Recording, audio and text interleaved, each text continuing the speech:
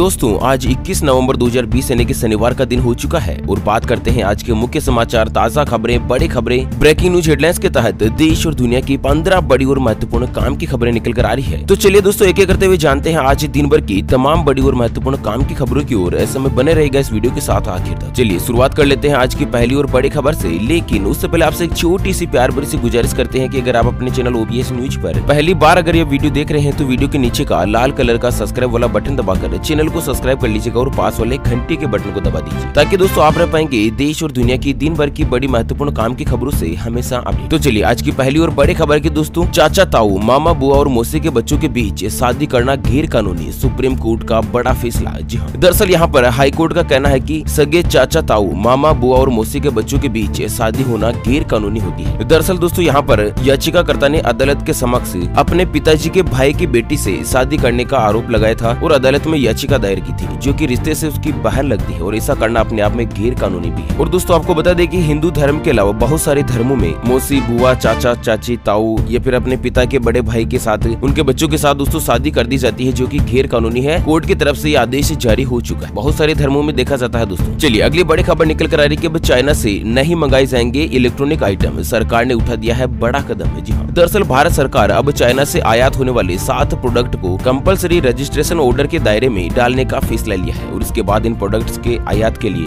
BIS प्रमाण की आवश्यकता होगी। जी हाँ दोस्तों, आपको बता दें इस आदेश के लागू होने के बाद चाइना से आने वाले घटिया क्वालिटी के digital camera, video camera, webcam, Bluetooth speaker, smart speaker, wireless headset की आयात पर रोक लगा दी गई है। मतलब ये सभी जो आइटम है ना वो चाइना से नहीं मंगाए जाएंगे। मेड इन चाइना के द्वारा जो आइटम है वो नहीं बेचे जाएंगे क्योंकि इनकी क्वालिटी जो बहुत ही ज्यादा खराब होती है, सरकार ने रोक लगा दी। चलिए बड़े खबर निकल कर आ रही है, प्रधानमंत्री मोदी जी 22 नवंबर को करेंगे हर घर नल योजना का शुभारंभ।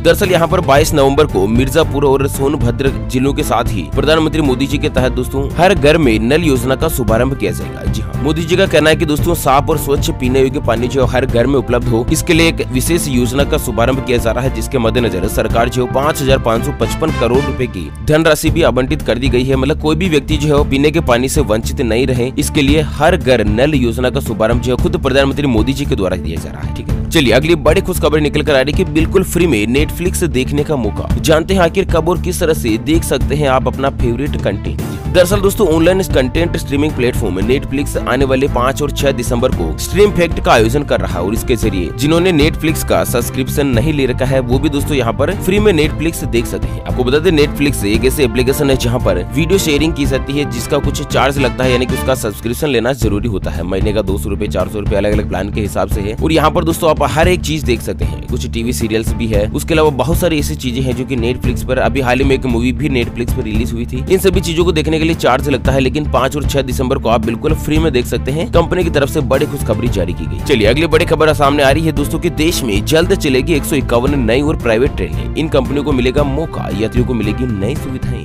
दरअसल भारतीय रेलवे यात्रियों को उच्च स्तरीय सुविधाएं देने के लिए जल्द ही देश के चुनिंदा रूट पर 151 नई प्राइवेट ट्रेनें चलानी जा रही है और इस योजना से मार्च 2023 तक पटरियों पर 12 प्राइवेट ट्रेन दौड़ना भी शुरू हो जाएगा और 2027 तक इन्हें बढ़ाकर 151 कर दिया जाएगा। मतलब कि दोस्तों 2027 तक भारत देश में 151 ऐसी प्राइवेट ट्रेनें चलेगी, जिनसे बड़ी बड़ी कंपनियों को भी मौका मिलेगा और यात्रियों को अन्य सभी सुविधाएं जो यहाँ पर मिलती रहेगी। चलिए दोस्तों पबजी को लेकर बड़ी खबर सामने आ रही है, भारतीय यूजर्स के लिए बड़ी शानदार खबर। इस दिन लॉन्च हो सकता है पबजी का भारतीय वर्जन है। जी दरअसल पबजी मोबाइल इंडिया के नाम से पबजी गेम जो एक बार फिर से भारत देश में लॉन्च हो सकता है। आपको बता दें हाल ही में भारत सरकार के द्वारा 118 तरह की चाइनीज मोबाइल एप्लीकेशन को बैन कर दिया गया था, उनके ऊपर प्रतिबंध लगा दिया गया था, जिसमें पबजी मोबाइल भी शामिल था। पबजी एक तरह का चाइनीज गेम है जो कि दोस्तों बहुत ही ज्यादा पॉपुलर है और भारत देश के युवाओं में इसका काफी ज्यादा क्रेज देखने को मिलता है। और इस बीच चाइनीज एप्लीकेशन को बंद करने के बाद पबजी मोबाइल ने दोस्तों यहाँ पर माइक्रोसॉफ्ट कंपनी के साथ एक डील करी है और इस डील के अंतर्गत माइक्रोसॉफ्ट के साथ मिलकर पबजी कंपनी जो है दोस्तों अपने गेम को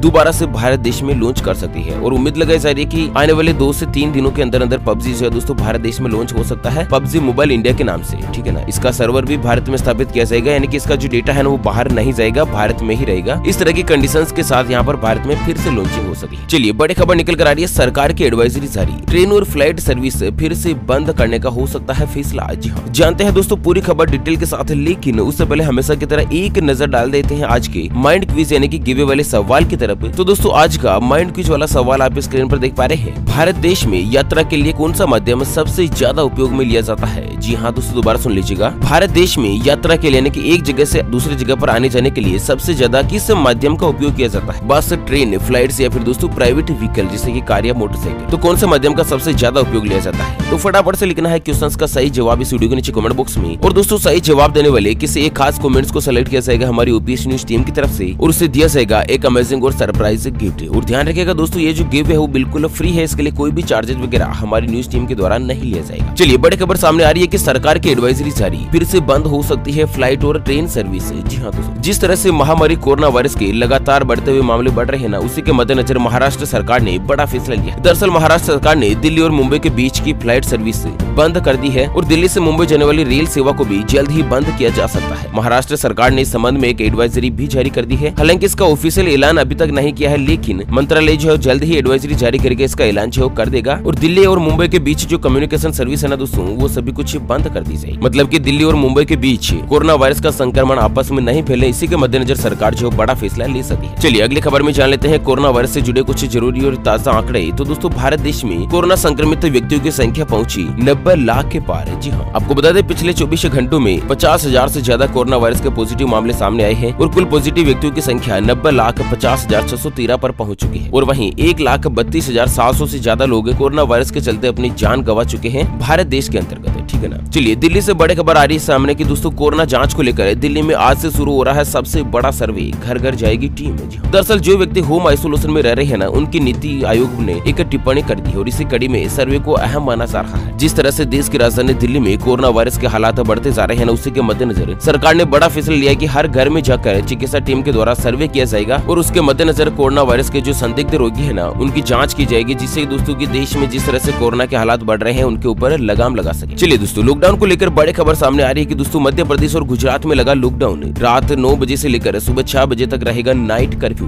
दरअसल दोस्तों मध्य प्रदेश में लॉकडाउन तो नहीं लगेगा, लेकिन कोरोना वायरस के बढ़ते मामलों के चलते सरकार ने 5 शहरों में नाइट कर्फ्यू पर पाबंदियां लागू करने का फैसला किया है। जिसमें कौन कौन से शहर है? इंदौर, भोपाल, ग्वालियर, रतलाम और विदिशा। जिसमें आज रात 12 बजे से ही यानी कि 21 नवंबर से रात 10 बजे से लेकर सुबह 6 बजे तक नाइट कर्फ्यू रहेगा। और दोस्तों 8वीं तक के जो स्कूल है ना, वो 31 दिसंबर तक बंद रहेंगे। और वहीं गुजरात में अहमदाबाद जो है ना दोस्तों शहर सबसे बड़ा शहर है और वहाँ पर दोस्तों रात 9 बजे से लेकर सुबह 6 बजे तक नाइट कर्फ्यू लागू रहेगा। चलिए अगली खबर निकल कर आ रही है, बिना मास्क चला रहे हैं कार तो नहीं कटेगा 2000 रुपए का चालान है। जी हाँ, लेकिन ध्यान में रखें कुछ महत्वपूर्ण बातें। जी हाँ, दरअसल अगर आप भी देश की राजधानी दिल्ली में सफर कर रहे हैं, अगर कार से सफर कर रहे हैं ना, और अगर आप कार में अकेले हैं, चारों कांच आपका बंद कर रखा है, उस कंडीशन में अगर आपने मास्क नहीं पहन रखा है तो दोस्तों आपका 2000 रुपए का चालान नहीं कटेगा। और वहीं आपको बता दें कि देश की राजधानी दिल्ली में एक नया नियम लागू हो चुका है, जिसके तहत सार्वजनिक स्थान पर मास्क नहीं लगाना, क्वारंटाइन नियम का उल्लंघन करना, सोशल डिस्टेंसिंग का पालन नहीं करना, सार्वजनिक स्थान पर थूकना, सार्वजनिक स्थान पर पान, गुटखा और तंबाकू का सेवन करने पर 2000 रुपए का जुर्माना लगाया जाएगा, चालान काटा जाएगा। ठीक है ना। चलिए अगली खबर में जान लेते हैं पेट्रोल और डीजल के ताजा भाव। तो दोस्तों आज पेट्रोल की कीमत में 17 पैसा और डीजल की कीमत 22 पैसा बढ़ी। दरअसल 17 पैसा महंगा होकर पेट्रोल जो है वो 81 रुपए 23 पैसे प्रति लीटर देश की राजधानी दिल्ली में पहुंच गया है, जबकि डीजल 22 पैसे महंगा होकर 70 रुपए 68 पैसे प्रति लीटर जो है वो पहुंच गया है। ये देश की राजधानी दिल्ली के भाव है। वैसे आप कौन से गाँव से फिर राज्य में रहते हैं, हमें वीडियो के नीचे कमेंट बॉक्स में बताना, ताकि आपके यहाँ पर पेट्रोल और डीजल के साथ ही सोने चांदी के ताजा भाव क्या चल रहे हैं उसके बारे में हम आपको अपडेट कर सके। और हाँ, सोने चांदी की बात करें तो 4 दिन तक लगातार सस्ता होने के बाद आज फिर से बढ़ गया है सोने का भाव।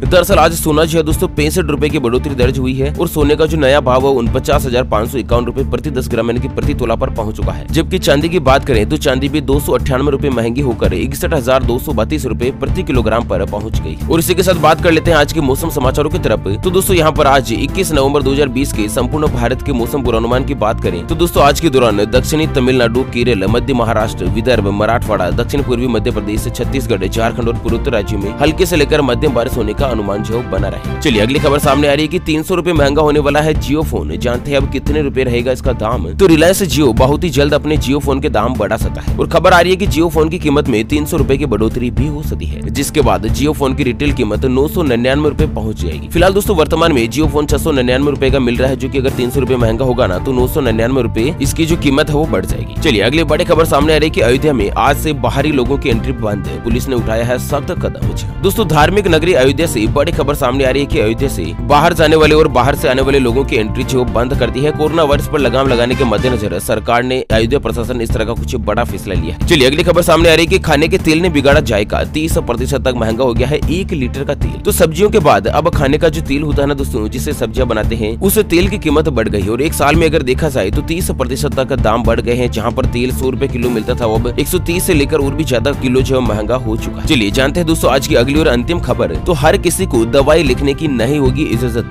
सुप्रीम कोर्ट का बड़ा फैसला।